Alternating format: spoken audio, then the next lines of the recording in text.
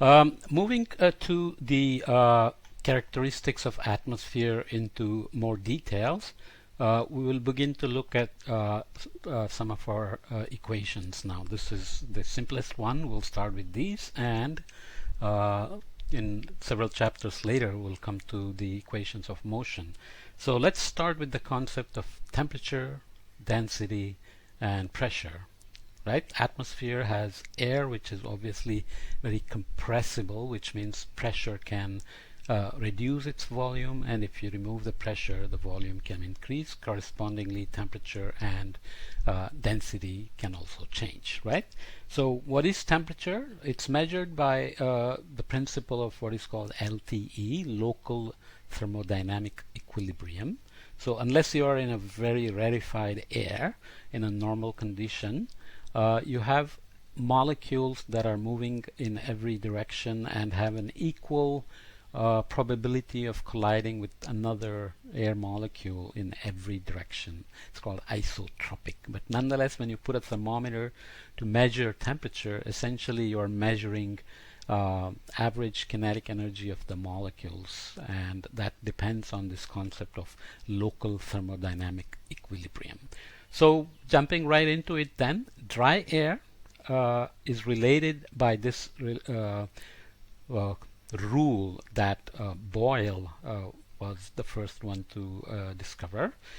Pressure is related to density and a universal gas constant called Rg divided by mass of the air times temperature. You are used to the more common form probably from high school, college level education. It's density times R, ideal gas constant, times temperature. Right? So P equals rho RT is the ideal gas law. And the complication with air, of course, is that there is always water vapor in the atmosphere, in the air, and it depends very closely on how warm or how cold the temperature is. You have an intuitive sense that dry air tends to be drier because the temperature is cooler. As soon as you go into the tropics where the temperatures are warmer, humidity tends to be higher as well. That's why we call muggy tropical air, right? So if you add moisture, then you can look at partial pressure of water vapor with respect to its density, its gas constant, and the temperature. So water vapor and dry air molecules are feeling the same temperature, but the total pressure exerted by a volume of air, let's say contained in a balloon, is going to be partially exerted by the water vapor molecules and partially by the dry air molecules. Okay, so partial pressure of water vapor is given by this relation, and partial pressure of dry air is given by its density times R, its R times the temperature, which is common. Okay, what is the total pressure then?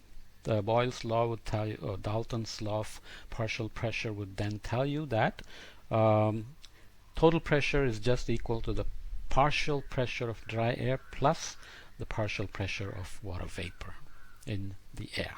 Okay, so adding some more numbers, atmospheric mass, how do we derive it? Very cute. We will see that as soon as we derive the hydrostatic balance, that allows us to estimate the atmospheric mass. Very cute. Okay, global mean pressure. You know that sea level pressure is what we always talk about.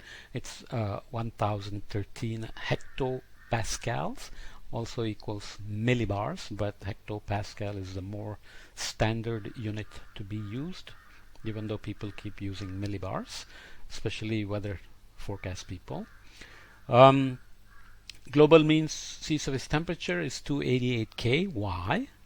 We will see that Venus is very warm, Mars is very cold, but Earth is this balmy 15 degrees centigrade or 288 K because of the greenhouse effect, which is what is causing the global warming now, because we are tinkering with the greenhouse effect. Remember the CO2 curve we saw? right? So global mean surface density is 1.235 kilogram per meter cube. Obviously this is altitude dependent and it is latitude dependent. Nonetheless, those are the numbers. These are the critical numbers which determine the energy content and the energy transport by any fluid. Specific heat at constant pressure, CP, is 1005 joules per kilogram per Kelvin.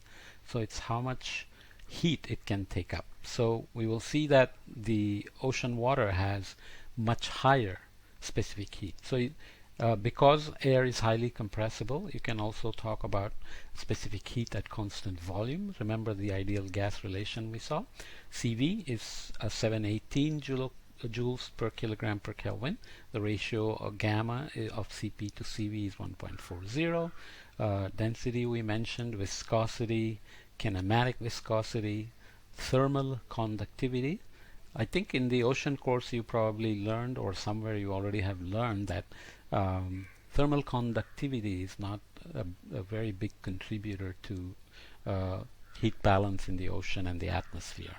It's the advection and the convection that move the heat, not thermal conductivity, which happens by molecular collisions. That's very important in a metal that you are heating. For example, if you heat at one end, very quickly the heat will travel to the other end because of conductivity, right? So you can see that the conductivity is relatively small. Gas constant for dry air is 287.05 joules per kilogram per Kelvin, which you probably remember from your elementary courses. Moving right along into the impact of water vapor, which obviously comes from exchanging evaporated water vapor or water moisture with the ground or on the ocean or on lakes, rivers, and so on, right? So when the air is saturated, it basically means that it has all the water vapor it can hold, which we will see quickly in the next slide depends on its temperature. So when it's saturated, to add one water vapor, you will have to take out one water vapor. So there is a constant exchange happening when there is saturation, but there are very few places, really hardly ever, the atmosphere is saturated. But obviously when you want the rain, you have to reach saturation. How does it happen? This is the relation. So partial pressure of water vapor, saturation vapor pressure, shown in millibars. As I said, hectopascal should be the unit, but here we are already in millibars. And this is the temperature. So as you get colder, you can see temperature is going below zero here down to -40. Why? Because there are places where the atmosphere does reach these very cold temperatures. The vapor pressure goes to zero, which means the air is what we call bone dry. It has no water vapor at all to speak about. Okay, air can come in and bring vapor with it, but locally there is no water vapor. As you keep warming, you can see exponentially the vapor pressure continues to go up, and at some point we stop, because those are the kind of maximum average temperatures we reach. Okay, so if there is infinite source of moisture available, then water vapor pressure will keep on increasing as you increase temperature. This relation can be fit into this equation. Saturation vapor pressure is given by a constant. Obviously it has to have pressure units, because this is a non-dimensional multiplier. Exponential beta times temperature. Beta is a constant per degree, because T would be in degrees.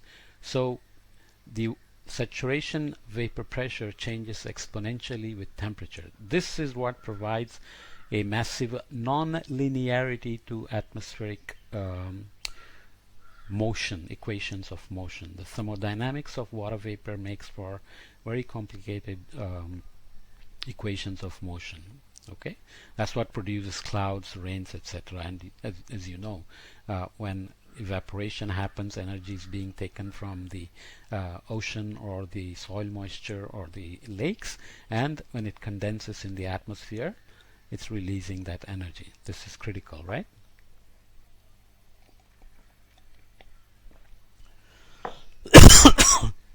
It's very humid here outside in Mumbai. Makes your throat dry very quickly. Okay, so that's the Clausius-Clapeyron equations. We'll look at the consequences of this in the next podcast, but water vapor is a key ingredient in the atmosphere. Nonlinear relation with temperature, exponential relation with temperature.